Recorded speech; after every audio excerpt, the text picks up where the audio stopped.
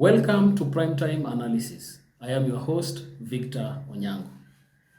Now, if you are a keen follower of Kenyan political landscape, you will understand that our economy is highly politicized. What I mean is that politics shapes much of happenings within our economy. Now, yesterday, the Kenyan Parliament passed the Finance Bill 2023. And this was the maiden budget by the Kenya Kwanza regime. Now, in today's analysis, I want us to look through and unmask some of the well-connected individuals and business people who influenced the drafting and passage of Finance Bill. But before we begin, for each and everyone who has tuned in to watch us, let me welcome you and thank you for your time. And if you have not subscribed, please take a second or two to subscribe to our channel. For those who have subscribed, we thank you for the support because you've made us grow and made us reach where we are today. Now, in this video, I want us to look at 4 major business people and political leaders well connected who in one way or the other influenced the drafting and passage of Finance Bill 2020. The reason why I want us to know these people is because Kenya Kwanza regime got into power because of the fact that they convinced people that they were going to be pro-people. And every policy that they were going to implement was going to be informed by the needs of Kenyans on a daily basis. But if you look at how the draft bill has been prepared and how it has been passed, in fact, Kenyans cried in their numbers, but MPs did not listen. But what they did is to preserve the interests of the big men who controlled their political campaign and who supported them during their campaigns up to now. The first person that I want us to look at is Narendra Raval. Narendra Raval is also known as Devki or Guru. He is the proprietor of Devki Steels. One thing you know about Narendra Raval is that he is controlling Kenya's steel and iron business. He is the leading manufacturer of steel in this country. And if you look at the Finance Bill keenly, you will realize that there was a 10% excise duty that was imposed initially on imported steel. But what did this bill do? The Finance Bill 2023 imposed a 17.5% excise duty on every imported steel material. And therefore, as Narendra Raval continues to control the steel business in Kenya, he has ensured that he does not get competition from imports coming out of the country. Another thing with Narendra Raval is that he is also the proprietor of National Cement. National Cement is in a serious battle to control cement manufacturing business in the country.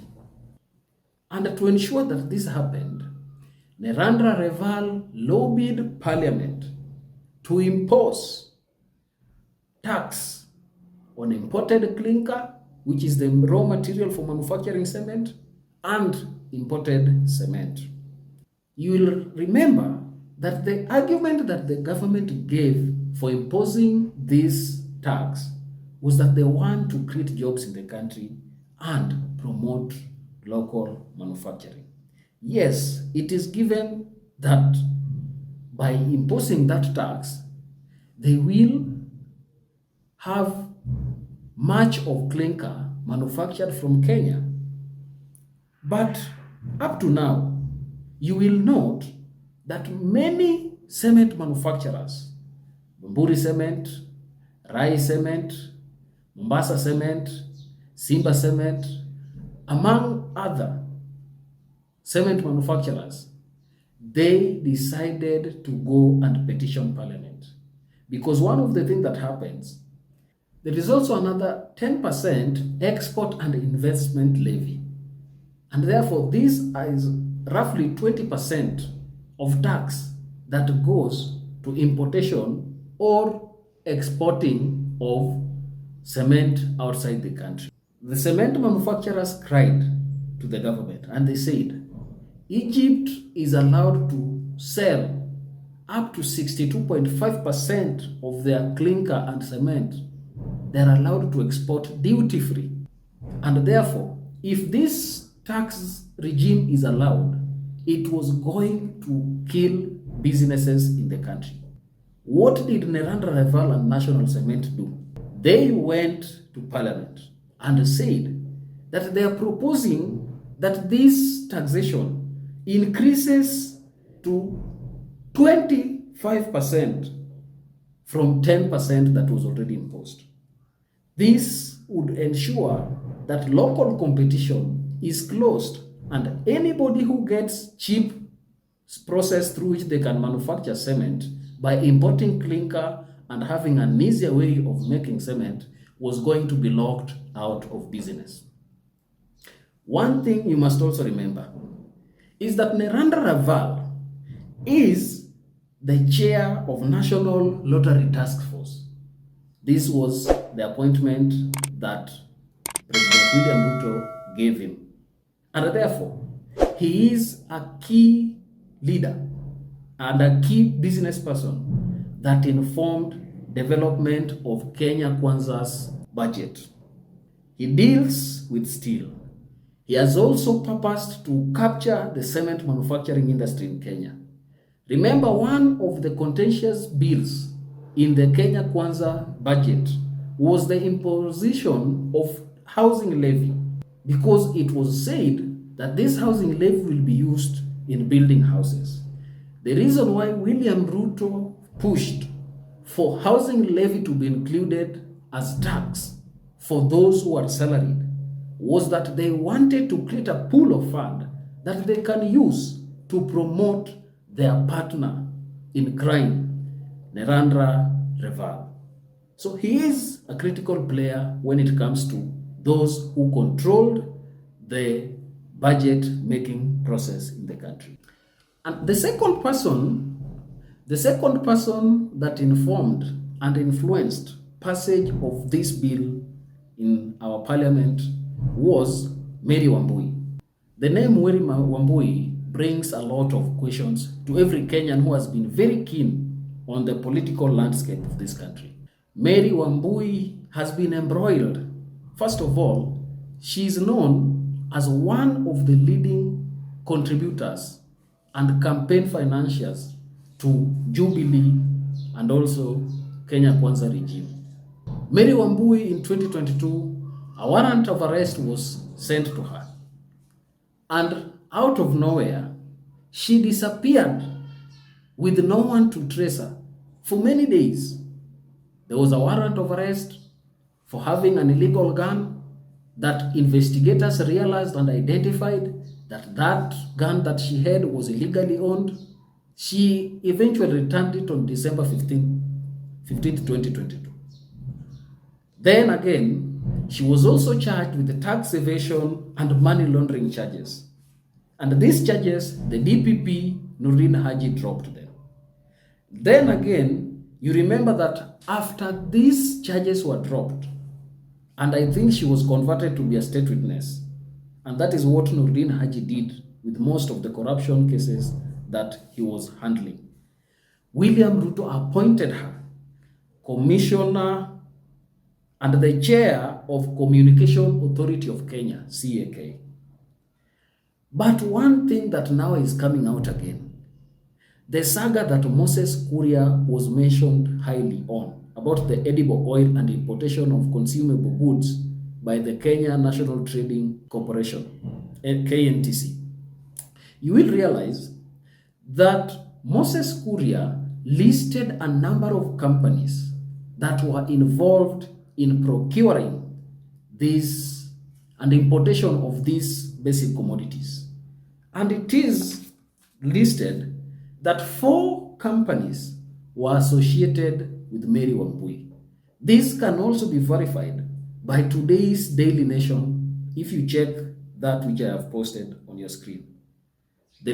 The companies that was associated with her are Parma Holdings, which was linked to 2.5 billion Kenya shillings in trade. We also have Charma Holdings, which was linked to 1.95 billion Kenya shillings. We also have Enterprise Supplies Limited. It was linked to 1.2 billion Kenya shillings.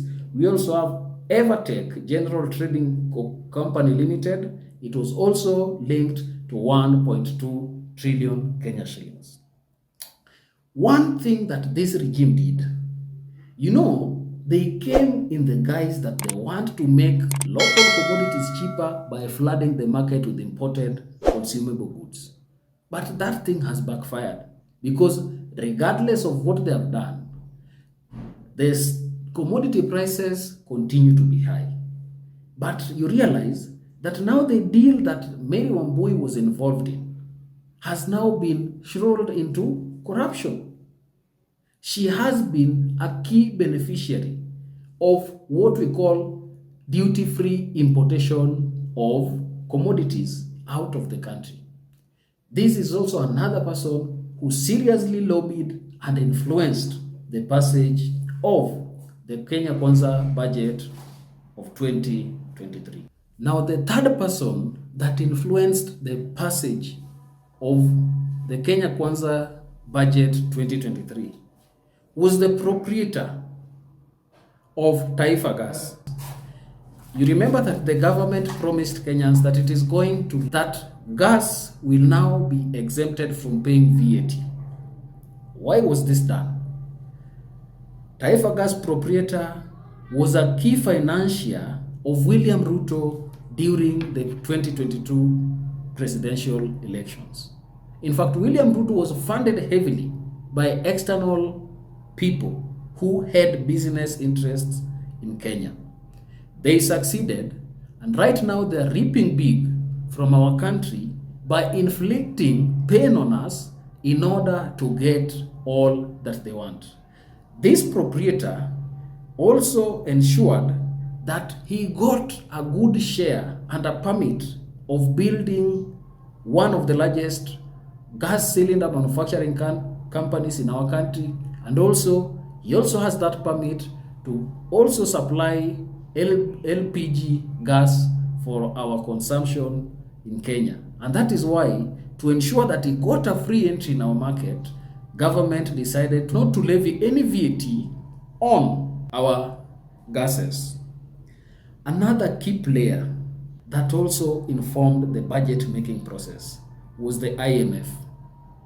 You remember, immediately after drafting and including 16% VAT rise on fuel, the IMF promised William Ruto some amount of money. Now, the fourth person or the fourth entity that controlled Kenya Kwanza's finance bill, budget making process and passage in parliament was the IMF. If you remember very well, IMF, immediately there was that imposition of 16% VAT on fuel, they promised Kenya Kwanza regime a loan facility. And this was because they knew that imposition of that 16% fuel levy, VAT, they were going to have a better structure within which they could manage our economy through getting finances from our economy and using it to finance back their debts. Because initially it looked like the government was going to be unable to find where to get money. Now, from all these four persons and entities, you realize that Finance Bill 2023, which is Kenya Kwanza's maiden budget, it was not made with the common mwananchi at heart. This was made to please financiers of 2022 campaign, political allies, and also those who supported this regime when they got to power.